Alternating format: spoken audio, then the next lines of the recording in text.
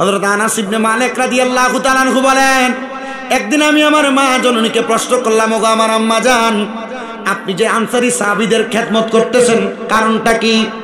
আমার মা এই কথা বলার সঙ্গে সঙ্গে আমার মা আমাকে উত্তর দিল, এ আমার সন্তান আনাস, তুমি শুনো, তোমার আব্বাজান হযরতে মালিক তোমাকে দুনিয়ার জমিনের মধ্যে এমন ভাবে জন্ম দেওয়ার পরে তোমাকে ছেড়ে ফেলে দিয়ে তোমার আব্বাজান চলে গেছে, কেন তুমি কি জানো? আনাস ইবনে মালিক বলে, মা না আমি জানি না। ওগো মা, কেন কেন আমার আব্বাজান আপনাকে ছেড়ে দিয়ে চলে গেছে?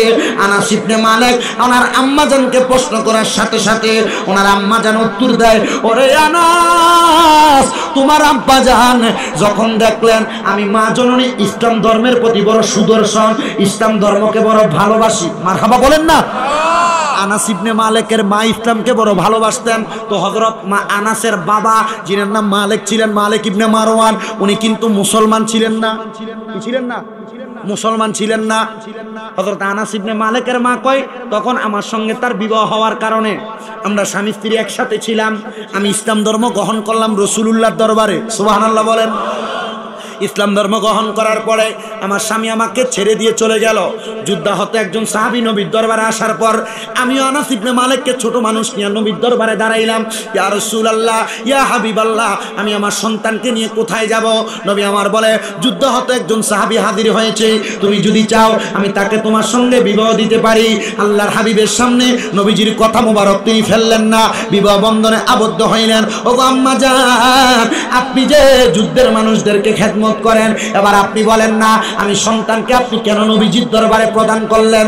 মা বললেন, মা বললেন, এর সন্তান আমি জানি রাহমাতুল লিল আলামিনের দরবারে তুমি কোরআন সুন্নাহ শিখার কারণে রাহমাতুল লিল আলামিন নবীর দুয়ার বরকতে তুমি সন্তান একজন সাচ্চা পাক্কা সন্তান হইবা, এজন্য আমি মা তোমাকে নবীর দরবারে প্রদান করলাম। ওগো মা, আপনি আর কি কারণে আমাকে প্রদান করলেন? বলে, আমি জানি রাহমাতুল লিল আলামিন নবীর দরবারের মধ্যে পড়ে থাকা অবস্থায় কোন সন্তান যখন আমি মায়ের ইন্তেকালের পরে আমি মার জন্য দোয়া করবে, আল্লাহ তাআলা ওই সন্তানের দোয়াগুলো কবুল করে নিবে।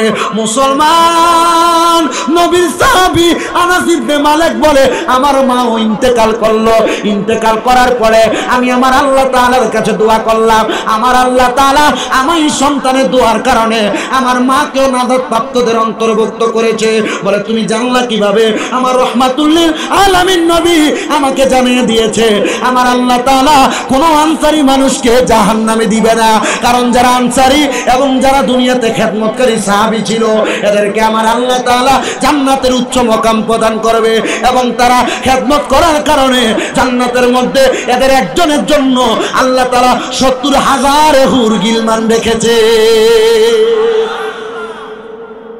আনাস রাদিয়াল্লাহু তাআলা আনহুর জীবনীর মধ্যে কি পাই? নবীর কলিজার টুকরা আরেকজন হাদিস বিশারদ হযরত আবু হুরায়রা রাদিয়াল্লাহু তাআলা আনহু, সুবহানাল্লাহ বলেন। অসুবিধা হচ্ছে নাকি আপনাদের? আর মাত্র 5টা মিনিট কষ্ট দিব, এরপরে ইনশাআল্লাহ আমি শেষ করার চেষ্টা করব। রাজি আছেন ইনশাআল্লাহ? ও মুসলমান, একটু কষ্ট করে আপনারা বসেছেন, আমি এতক্ষণ ওয়াজ করি না, আমার 9টায় মাইকটা ধরার কথা। আমার আল্লাহর কসম আমার মনে হয় না আর গত 2-3 জায়গায় আমার এমন ওয়াদা খেলাফ হয়েছে। আমি চাঁদ আলী ভাইকে পাঠাইছিলাম না, আমার চাকার ওই যে পিছনের চাকার এগুলো তো 6-7 মাসও যায় না ব্রেক শু, হঠাৎ করে এলেঙ্গা আসার পরে এগুলা চলে গেছে, মানে বাকেট না যেন কি ছিঁড়া গেছে। পরে ওইখানে দাঁড়ায় শুক্রবার দিন যে পাবো আমি মিস্ত্রি, এটাই চিন্তা করি না, 200 টাকা দিয়ে ঠিক করি তো, কিন্তু ওই জায়গার ভিতরে এটা 350 টাকা দিতে বলছে, চলবে শুক্রবার দিন। পরে যায় এই ব্রেক শুটের কোথায় যমুনা মোটরস না কি বলে এলেঙ্গা, ওইখান থেকে কিনা এর মনে হয় 1900 কত টাকা জানি নিল, নিয়ে এরপর লাগাইয়া এরপরে টান দিচ্ছে। আমি আমার ড্রাইভারে কইছি, যা হবে পরে হবে, তাড়াতাড়ি যাওয়া কিছু করার নাই। আমরা কলিজা আর রুহু মনে হয় আমরা হাতে নিয়ে ঘুরি, আল্লাহ না করে তাড়াহুড়া করে আসার সময় যদি ইন্তেকাল করতাম, এটা কোনো গ্যারান্টি আছে? তবু আমি কেন বিরক্ত, আপনাদেরকে বিরক্ত করছি না, টানা ওয়াজ করতেছি, বুঝতে পারছেন? টানা ওয়াজ করতেছি। তো করে লাস্ট আরেকটা কথা বলে আমি শেষ করছি। সারারাই তো ওয়াজ করে না হুজুরে, কেন জানেন? কারণ আপনি সারারাই তো ওয়াজ শোনার পর ফজরের নামাজের সময় ইমাম সাহেব মসজিদে মুসল্লি টোকায় পান, আছে না নাই? এজন্য ওয়াজ শোনার পরে এটাই সিদ্ধান্ত নিবেন যে 5 ওয়াক্ত নামাজ চলবে। বলেন চলবে? চলবে বইলা তো ওয়াজের প্যান্ডেল থেকে বাইরে হওয়ার পরে হুজুরে কি যেন বলছিল আর মনে নাই আমাদের। এটা এটা এটা আল্লাহর ওয়াস্তে জান্নাতি হতে চান, ওই যে বলছি না, আমি আমার নিজেকে বিলিয়ে দিতে চাই আপনাদের জন্য। তবে আপনারা যদি নিজে এইটা বিলানোর কারণে আপনি যদি হেদায়েত হন আর কি, আল্লাহ যেন কবুল করে, পড়ে না আমিন, আরো জোরে পড়ে না আমিন। মুসলমান ইমানদার বাবাজিরা, বন্ধুরা, গভীর মনোযোগ দিবেন। আল্লাহর নবীর প্রখ্যাত হাদিস বিশারদ হযরত আবু হুরায়রা রাদিয়াল্লাহু তাআলা আনহুর জীবনের আরেকটা ছোট্ট কথা বলে আমি আমার বয়ান ইতি টানতেছি। হযরত আবু হুরায়রা রাদিয়াল্লাহু তাআলা আনহু ছোটবেলা থেকে আমার নবীজির দরবারে অপেক্ষা করতেছেন। সুবহানাল্লাহ পড়বেন না? যখনই নবীজির দরবারের সামনে দিয়ে যাইতেন, পেছনে আবু হুরায়রা দাঁড়ায় দাঁড়ায় দেখতেন রহমতের নবী কি বলে। আবু হুরায়রা বলে, একদিন, 2 দিন, 3 দিন করতে করতে আমি দেখলাম আল্লাহর নবীর চেহারা মুবারকের দিকে, নবীজির কথা মুবারক দেখতে বড় সুন্দর। সুবহানাল্লাহ বলেন। আরে বন্ধুরে, আমার নবীর কথা মুবারক কাফেররা শোনা লাগে নাই, নবীজির কথা মুবারক শোনা লাগে নাই। এমনও কাফের বেঈমান ছিল, নবীজির চেহারা মুবারক দেখে দেখে ঈমান এনে ফেলেছে। কি দেখে? ঈমান এনেছে চেহারা মুবারক দেখে। নবীজির বরকতময় চেহারা, যেখানের মধ্যে আল্লাহ তাআলা অসংখ্য বরকত রেখেছেন। সুবহানাল্লাহ বলেন। অসংখ্য নিয়ামত, অসংখ্য বরকত। আবু হুরায়রা বলে, আমি নবীজির কথা মুবারক শুনতে শুনতে আমার সিনার মধ্যে, আমার কলবের মধ্যে টান লাগলো। আমি নবীজির কাছে ইসলাম গ্রহণ করলাম। কিন্তু ইসলাম গ্রহণ করে বাড়িতে যাওয়ার পরে আমি দেখলাম আমার আম্মা জান আমাকে দেখে ঘরের দরজাটা বন্ধ করে ফেলেছে।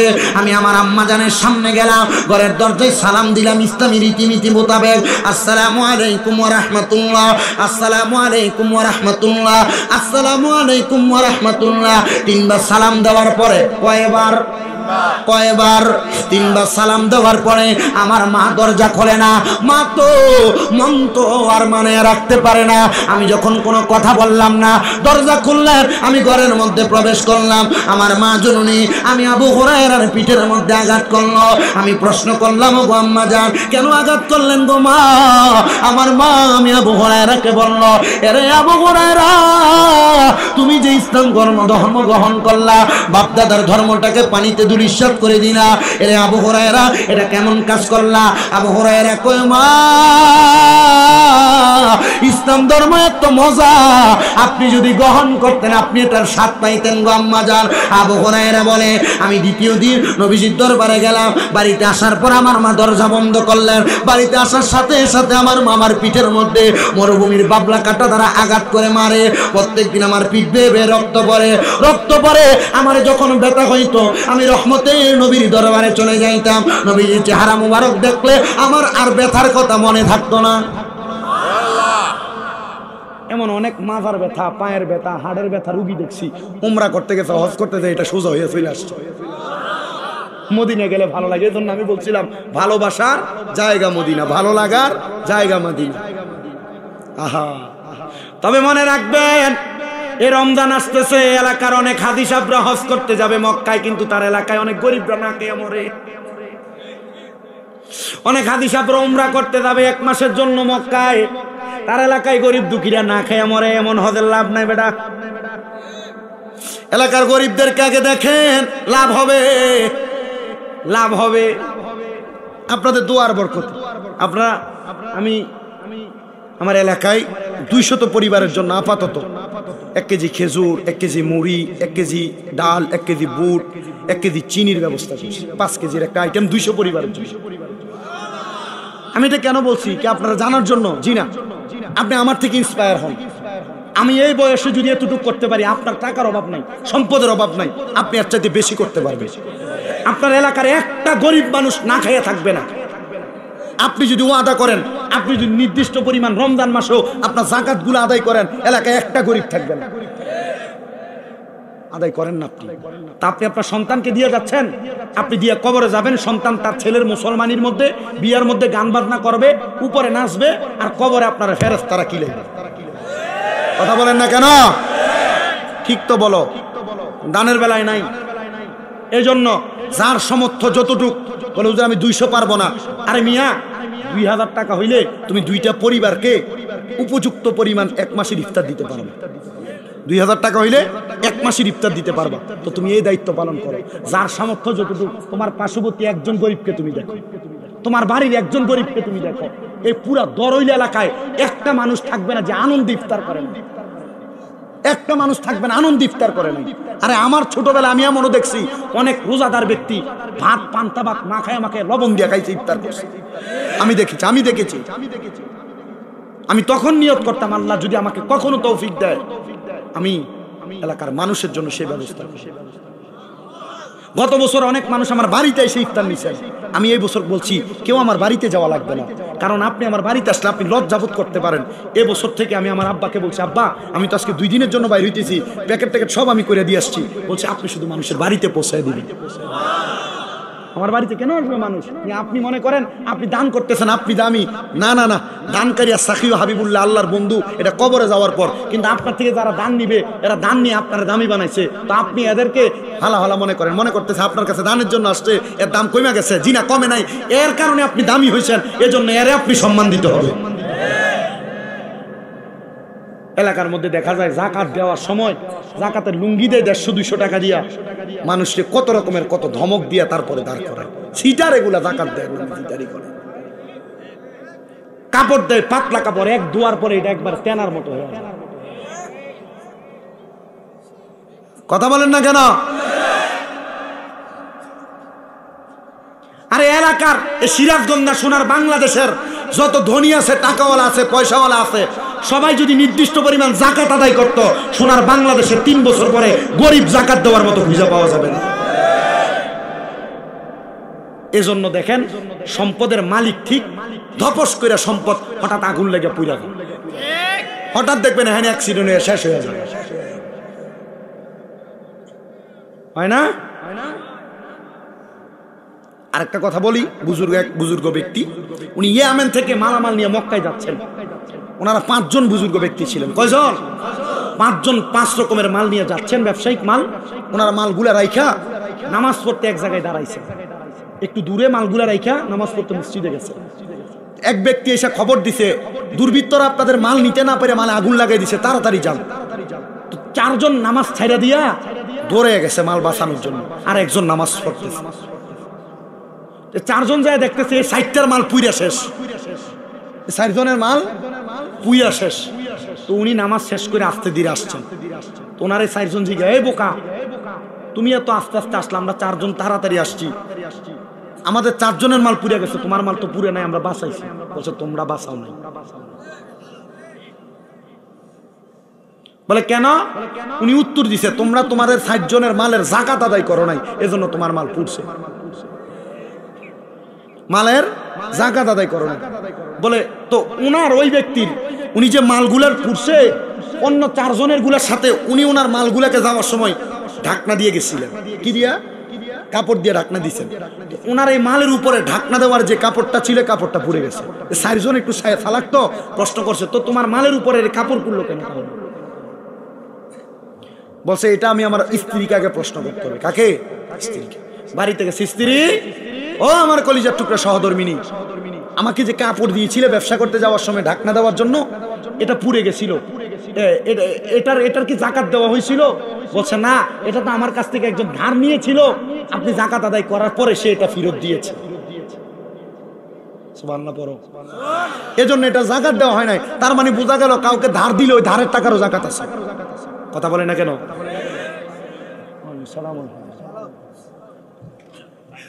জাকাত আদায় করেছেন।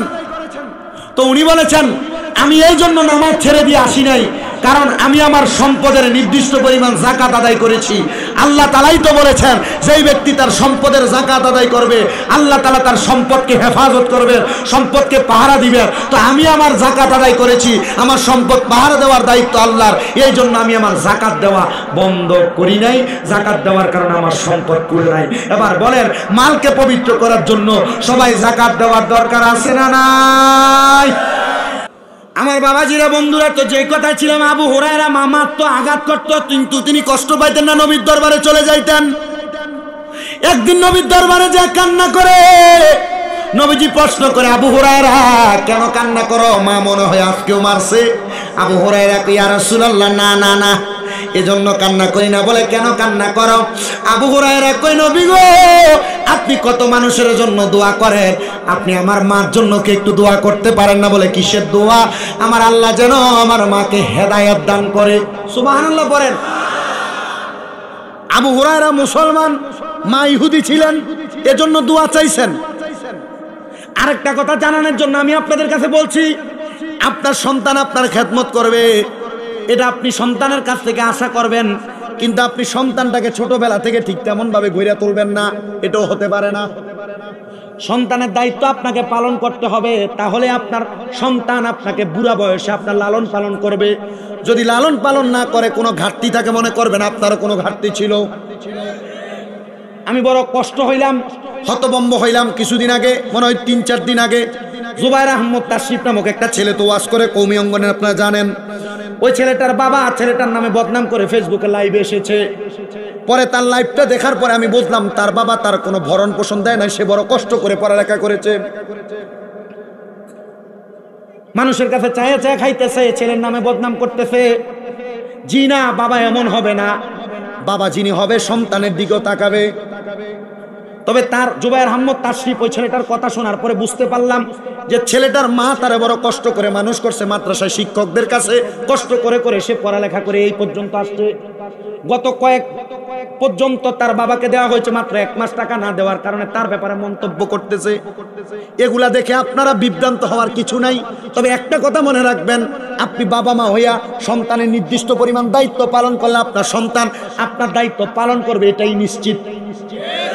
আপনি পালন না করলে সন্তানকে ইসলামী শিক্ষায় শিক্ষিত করেন, আপনার সন্তান, আপনি সন্তানকে যা কিছু দেন না কেন, সন্তান ইসলামী শিক্ষা ভিতরে থাকলে আপনাকে কোনোদিন অবহেলা করবে না। এজন্য এই কথাটা সব সময় মাথায় রাখবেন। আবু হুরায়রা নবীর কাছে বলে, মা গেলে বাড়িতে গেলে কি করে? মারে। তো নবীর কাছে যায় বলে, আল্লাহ রসুল আপনি মার জন্য দোয়া করেন। মা মারে, নবীকে বলে কি করেন? দোয়া করেন। নবী দোয়া করলেন, আল্লাহুম্মা হিদি, আল্লাহ তাকে হেদায়েত দান করেন। নবী যে দোয়া করার সাথে সাথে আবু হুরায়রা সামনে থেকে উঠে দৌড় মারছে। সাহাবায়ে কেরাম ধরতেছে, আবু হুরায়রা যাও কই, এতক্ষণ না বললা দোয়া করার জন্য, দোয়া করছে কেন, চলে যাও। আবু হুরায়রা বলতেছে, আমি তাড়াতাড়ি বাড়িতে যাইতেছি, আমি যাই দেখবো আমি আগে বাড়িতে গেছি না, রহমতের নবীর দোয়া আগে আমার বাড়িতে গেছে। আমি বাড়িতে যা দেখলাম আমার মার মাথার চুলগুলা বেয়ে বেয়ে পানি পরে। জিজ্ঞাসা করলাম, মা কারণ কি? মা আমারে প্রশ্নের উত্তর দেয়, আবু হুরায়রা প্রত্যেক দিন তোমারে মারি, ইসলাম ধর্ম কেন গ্রহণ করলা? আজকে মারার পরে আমার মনে একটু অনুপ্রেরণা আসলো যে তোমারে এত মারি, তুমি ইসলাম ধর্মে কি মজা পাইছ? তোমাকে এত মারার পরে তুমি ইসলাম ধর্ম ত্যাগ করো না। আমি চিন্তা করলাম, সিদ্ধান্ত নিলাম আমিও ইসলাম ধর্ম গ্রহণ করব।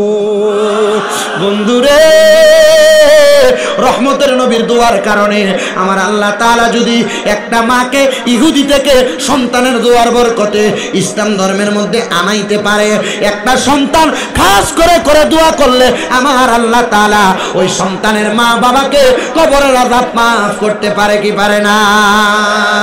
আর জোরে বলেন না, পারে কি পারে না?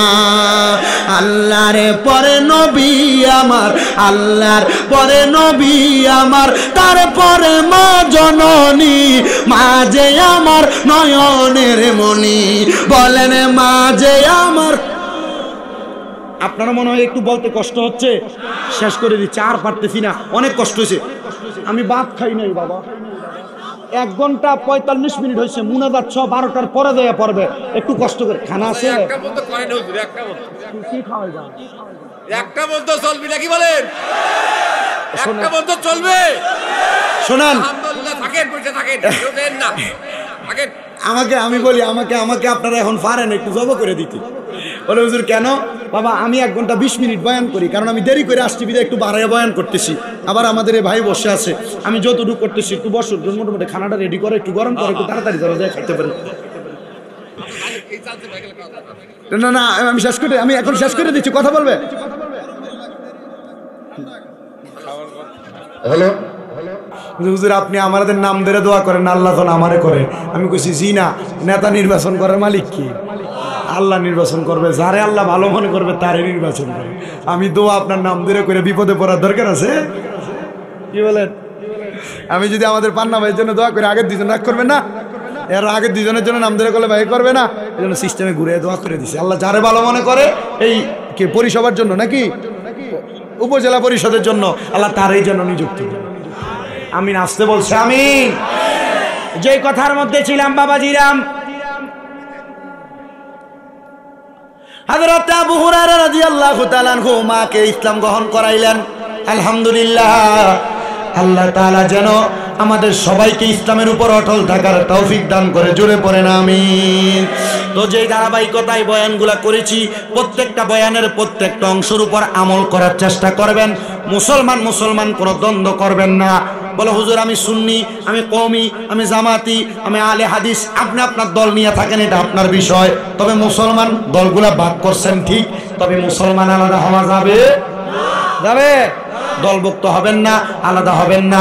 ইসলামের স্বার্থে, কোরআনের স্বার্থে আল্লাহ যেন নবীজির ওসিলায় আমাদের সবাইকে এক হয়ে নেক হয়ে বাঁচার তৌফিক দান করে, জোরে পড়েন আমিন, আরো জোরে পড়েন আমিন। তো যে গজলটা বলতেছিলাম তারপরে শেষ করছি, বলেন আল্লাহরে পড়ে নবী আমার, আল্লাহরে পড়ে নবী আমার, তারপরে মা জননী, মা যে আমার নয়নের মনি, বলেন মা যে আমার। অনেকে চিন্তা করে কি জন্য বলবো, আস্তে আস্তে বললে তো হবে, হুজুর বলতেছে একটু জোরে পড়েন। আল্লাহর পরে নবী আমার, আল্লাহর পরে নবী, তারপরে মা জননী, মা যে আমার নয়নের মনি, বলেন মা যে।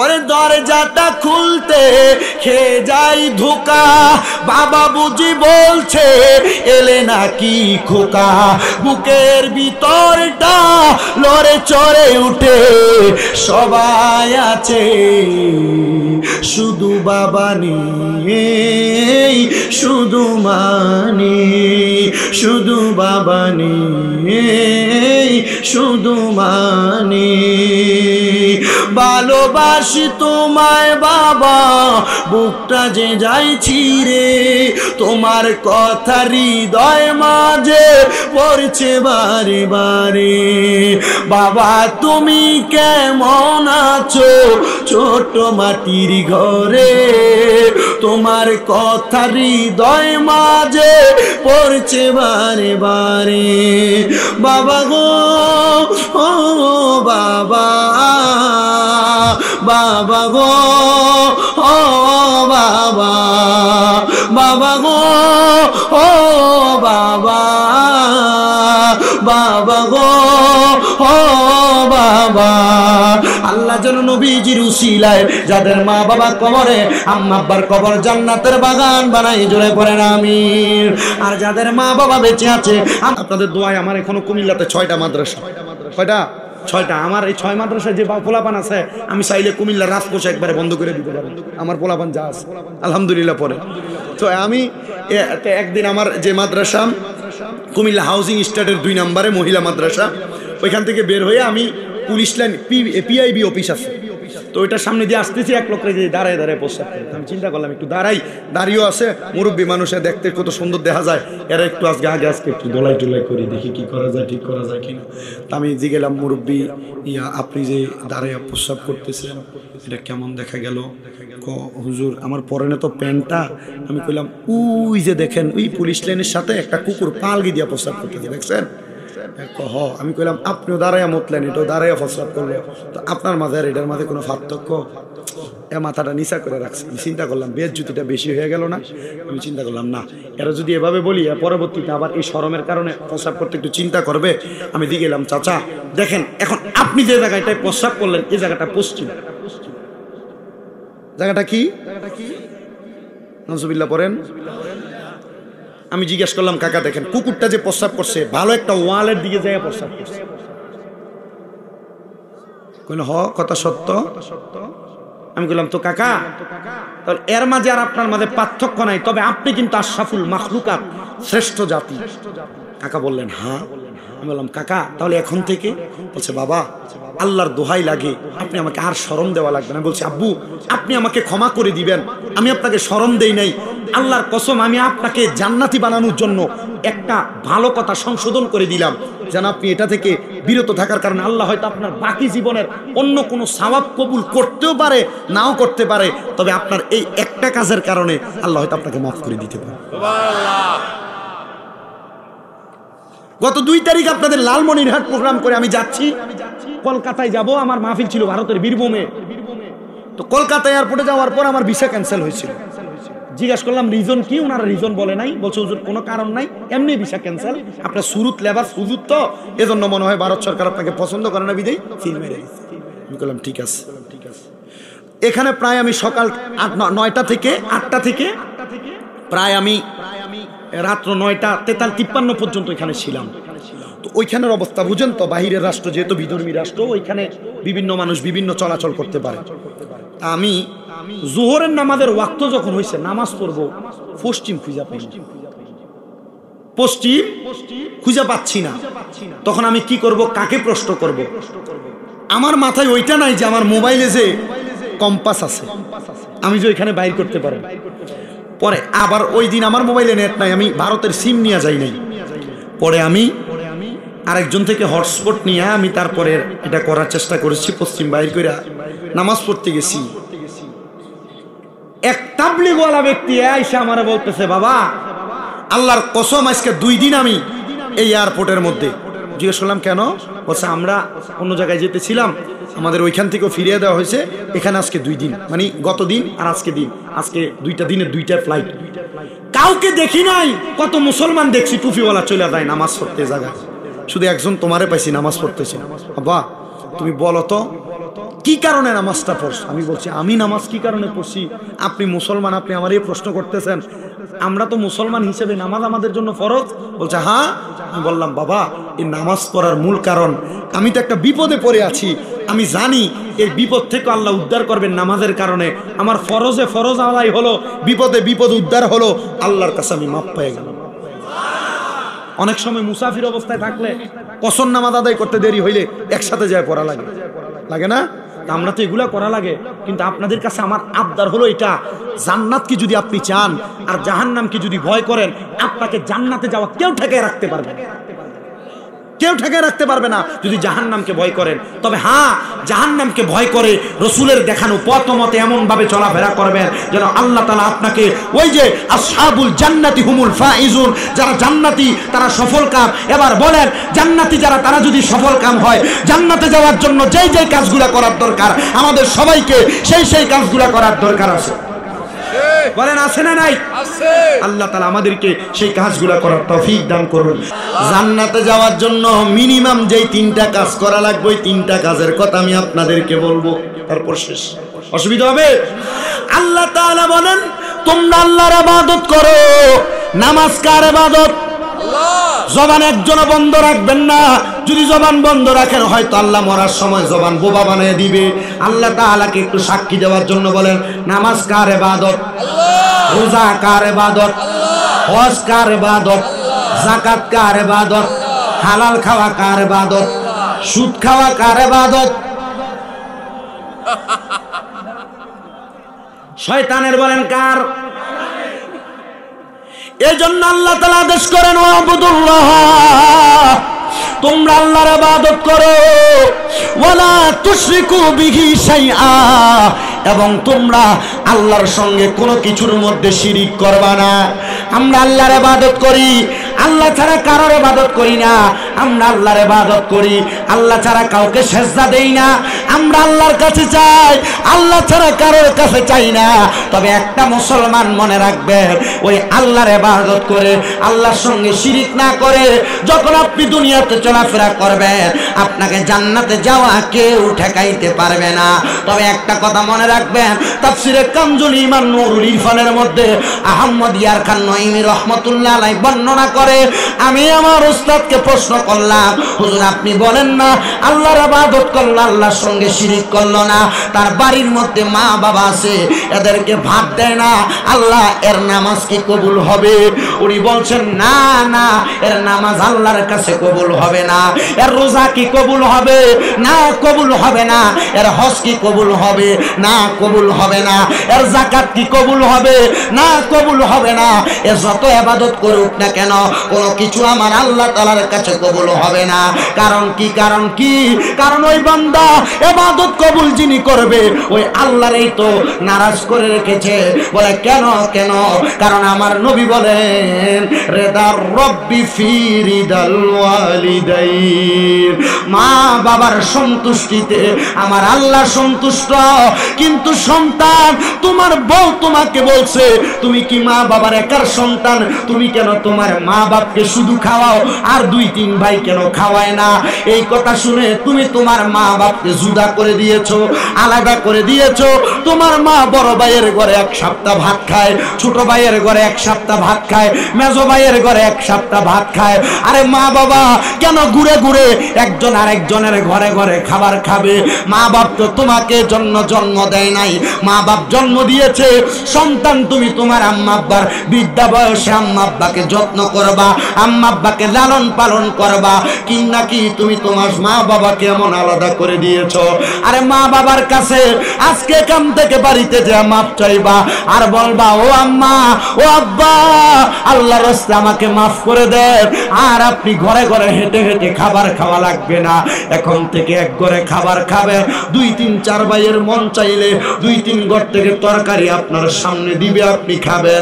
আর যদি না দেয়, আমি সন্তান একাই আপনার ভরণ পোষণের দায়িত্ব নিলাম। সন্তান রে, এই কথা যদি তুমি তোমার মাকে বলতে পারো, তোমার আব্বাকে বলতে পারো, আমার একটা বিশ্বাস, তুমি সন্তানের কামাই রুজির মধ্যে বরকত আল্লাহ বাড়িয়ে দিবে, তুমি সন্তানের রোজগারের মধ্যে বরকত আল্লাহ বাড়িয়ে দিবে, অভাব দূর করে দিবে, বিপদ আপদ থেকে আল্লাহ হেফাজত করবে। কিন্তু তুমি সন্তান তো তোমার মা বাপকে এমন কথা বলো না। সন্তান, রোজা আসতেছে, তোমার ইবাদত কবুল হবে না যদি তাদের মনে কষ্ট থাকে, নামাজ পড়ে ইবাদত কবুল হবে না যদি তাদের মনে কষ্ট থাকে। জানি না রে, আজকে কে জানি এদের মনে কষ্ট দিয়ে আজকে দরইলের মাহফিলে বসে গেছে।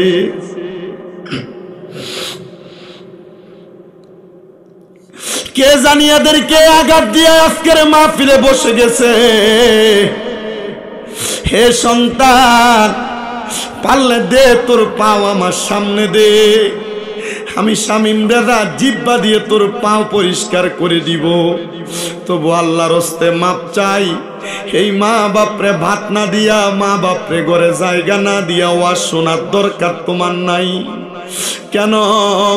কারণ এদের মনে কষ্ট দিয়া ওয়াজ শুনবা। এই ওয়াজ শুনা যে আল্লাহরে খুশি করতে মাহফিলে আসছো, ওই আল্লাহ তোমার প্রতি বড় বেজার, ওই আল্লাহ তোমার প্রতি বড় বেজার। সন্তান রে, তোমার মা তোমার আব্বা যেন সুস্থ পড়ে থাকে, তুমি একটা বার তোমার মা বাবার খোঁজ নিতে যাও না। মা বাবা বোনের বাড়িতে পড়ে আছে, ভুলে গেছো তোমার আব্বার কষ্টের কথা। আব্বা যান নিজে পায়ের মধ্যে জুতা থাকতো না, শীতের দিন খালি পায়ে আব্বা ঘাস কাটার জন্য খেতে চলে যাইতো। হাঁটতে হাঁটতে বাবার পায়ের তলা পর্যন্ত ক্ষয় হয়ে গেছে। কিন্তু আব্বা যান তোমার স্কুলে যাওয়ার জন্য নতুন জুতা কিনা দিত। কিন্তু এখন তুমি সন্তানের কাছে লাখ লাখ হাজার হাজার টাকা, তোমার আব্বা জানলে তুমি এক জোড়া জুতা কিনা পরাইতে পারো না। ভুলে গেছো তোমার আব্বা জানের কষ্টের কথা। যেই বাবা নিজে পুরান পাঞ্জাবি আয়রন করে ঈদের নামাজে গেছে, কিন্তু তুমি সন্তানকে নতুন জামা কাপড় কিনে দিছে। আজকে ওই বাবা জান অন্ধকার কবরে, তুমি সন্তানের ব্যাংক অ্যাকাউন্টে হাজার হাজার টাকা, লাখ লাখ টাকা, কিন্তু তুমি তোমার আব্বা জানরে 500 টাকা দিয়া কিনে একটা দামি লুঙ্গি পরাইতে পারো না। এ সন্তান, কেমনে রে মা বাপরে ভাত দাও না? চিন্তা করো তোমার মায়ের কষ্টের কথা। মা চিরা কাপড় পরতো, সকালবেলা পান্তা ভাত গুলা মা খাইতো না, রেখে দিত। আমার সন্তান দুপুর বেলা বাড়িতে আসলে রৌদ্র দিয়া পান্তা ভাতটা খাইনি, আমার সন্তানের কলিজা ঠান্ডা হবে। আজকে তোমার মা কবরে, তোমার ঘরে কত মেহমান খাবার খাই, তুমি সন্তান তোমার মার মুখে এক লোকমা খানা তুলে দিতে পারো না। দিবা কেমনে রে? তোমার মা জননী অন্ধকার কবরে। ও সন্তান, যদি কেউ এমন মা বাবা বেঁচে থাকে, এই মা বাবার মনে কষ্ট দিয়া থাকো, বাত না দিয়া থাকো, ওয়াদা করো এখান থেকে বাড়িতে যাইয়া আম্মা আব্বার কদম গুলাতে ধরবা, ধরা বলবা মা ও আব্বাজান, আল্লাহর ওয়াস্তে আমি সন্তানকে মাফ করে দেন। যতক্ষণ পর্যন্ত তোমার মা তোমার আব্বাজান মুখ দিয়ে বলছে তোমারে মাফ করে দিছি, ততক্ষণ পর্যন্ত মা বাবার পাও তুমি ছাড়বা না। বলে হুজুর কেন? কারণ আল্লাহর নবী শিখিয়ে দেয় সাখাতুর রব্বি ফি সাখাতিল ওয়ালিদাইন, আম্মা আব্বার সন্তুষ্টিতে আমার আল্লাহ সন্তুষ্ট। সন্তান রে, তোমাকে যদি বলা হয় মাপ চাওয়ার কথা, হয়তো অনেকে চিন্তা করে হুজুর আমি মাপ চাইব দূরের কথা, দুই ঈদের সময় আমি আমার মার পায়ে ধরে সালাম করি না, দুই ঈদের সময় আমি আমার বাবার পায়ে ধরে সালাম করি না। সন্তান মনে রাখবা, আমি আল্লাহর নবীর একটা হাদিস পড়তে যায় দেখলাম শুধু সালাম করা না, মাঝে মাঝে যদি সুযোগ পাও আম্মা আব্বার কদমে চুম্বন দাও। আমি আমার এলেমের জোরে কথা বলি না, আমি আমার আম্মা আব্বার কদমে চুম্বন করেছি। আমার একজন উস্তাদ যখন আমি ক্লাস 9-10-এ পড়ি, উনি বলেছেন আম্মা আব্বার কদমে চুম্বন করলে আল্লাহর জান্নাতের চৌকাঠে চুম্বন করার সওয়াব পাওয়া যায়। কিন্তু আমি জিজ্ঞেস করলাম হুজুর আল্লাহর জান্নাত তো আমি পাবো কিনা জানি না, তবে দুনিয়াতে মায়ের কদমের নিচে বেহেশত আছে এটা আমি জানি। এই জন্য আমার উস্তাদ আমাকে বলার কারণে আমি ওই সময় আম্মা আব্বার কদমে চুম্বন দিয়ে এখানে চলে আসছি। রে বাবারা, সন্তানের দল মা বাবার কাছে ক্ষমা চাইবা, কিন্তু অনেকে চিন্তা করে হুজুর আমি কার কাছে মাপ চাইবো? যাদের বাড়িতে বাবা আছে তারা বাড়িতে যে বাবার পায়ে ধরে মাপ চাইবে। আমার তো বাবা নাই, আমি কার পায়ে ধরে মাপ চাইবো? হুজুর গো, যাদের বাড়িতে মা আছে তারা বাড়িতে যাইয়া মার পায়ে ধরে মাপ চাইবে। আমার তো মা নাই, আমি কার পায়ে ধরে মাপ চাইবো? পর্দার অন্তরালে কত মা বোনেরা বসে আছে, রমজান মাস আসতেছে, রমজানের সময় সাহারির সময় ভোর রাতে খাবার খাওয়ার সময় মা ফোন দিয়া খবর নিত, বাবা ফোন দিয়া খবর নিত। এই বছর তাদের মা নাই, এই বছর তাদের বাবা নাই, কে তারারে খবর নিবে? এই কথা চিন্তা করে করে কান্দে। পর্দার অন্তরালে কত মা বোনেরা বসছে, এরা চিন্তা করে আগে বাবার বাড়ি থেকে কত সুন্দর ইফতার পাঠিয়ে দিত, এখন আমার আব্বা নাই, কে আমার বাড়িতে আসবে? হায় রে সন্তান, ওই মা বাবার মতো রত্নটাকে বাইচা থাকতে যত্ন করো, যত্ন করো, যত্ন করো। টাকার হিসাব করবা না এদের বেলায়, পয়সার হিসাব করবা না এদের বেলায়। এরা যেন কোনো কিছু তোমার কাছে চায়া না নেওয়া লাগে। এখন থেকে এদের সব আশা পূরণ করো। তুমি যদি এদেরকে ঠান্ডা করতে পারো, এদের দিল ঠান্ডা করতে পারো, দেখবা আমার আল্লাহ তাআলা রূহানি ভাবে তোমার সম্পদ বাড়াইয়া দিবে। কেন কেন কেন? কারণ এরা খুশি থাকলে আল্লাহ খুশি হয়ে যায়। সন্তান রে, জিজ্ঞাসা করো সন্তানদেরকে, যাদের আব্বা নাই আম্মা নাই, এরা চিন্তা করে হুজুর রমজান আসতেছে, এমন সময়ও তো গেছে আমরা রমজান মাসে ভালো কোনো খাবার খাইতে পারি নাই, আমার মা বাপ খাইতে পারে নাই, কিন্তু আমাদেরকে দামি খাবার দিয়া গেছে, সম্পদ দিয়া গেছে। এখন আমরা দামি খাবার খাই, কিন্তু আমাদের মা বাবা দুনিয়াতে নাই।